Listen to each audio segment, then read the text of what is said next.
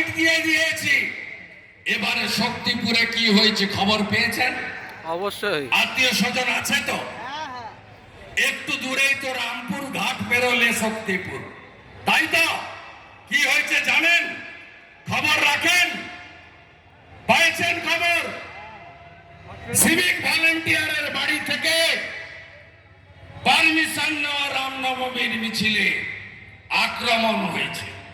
এর প্রতিবাদ আপনাদেরকে করতে হবে। এই নির্বাচন দেশের নির্বাচন।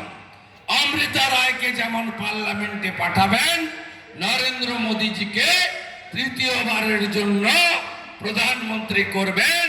তাই আসমুদ্র হিমাচল আওয়াজ উঠেছে এইবার 400 পার, এইবার 400 পার, এইবার 400 পার।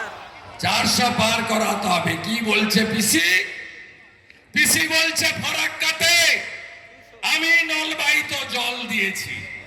আরে ওটা জল জীবন মিশন, মোদিজি স্কিম। পিসি বলছে আমি রেশন দিই। আরে রেশন নরেন্দ্র মোদী সরকার দেয় 7 কোটি লোককে, পশ্চিমবঙ্গের ভারতের 82 কোটি লোককে। পিসি বলছে লক্ষ্মীর ভান্ডার বন্ধ করে হয়ে যাবে। আমি বলি বন্ধ হবে না, 3000 টাকা হয়ে যাবে বিজেপির সরকার পশ্চিম বাংলায় এলে।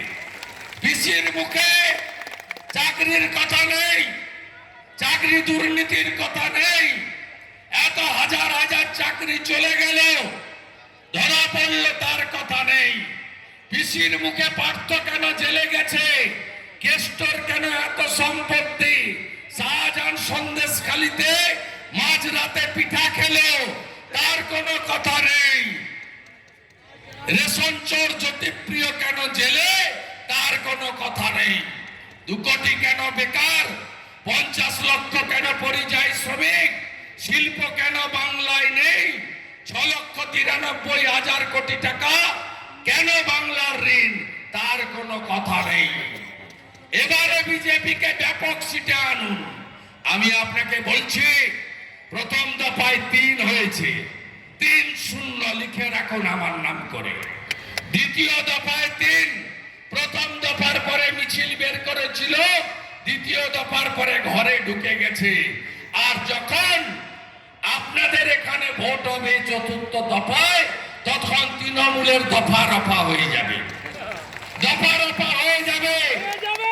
এবং পশ্চিমবঙ্গে নরেন্দ্র মোদীজি বলে গেছেন, আমার কার্যকালে আধা চোরকে জেলে পাঠিয়েছি, এবারে এলে বাকি চোরদেরও জেলে পাঠাবো, ছুটি যাবে জেলে।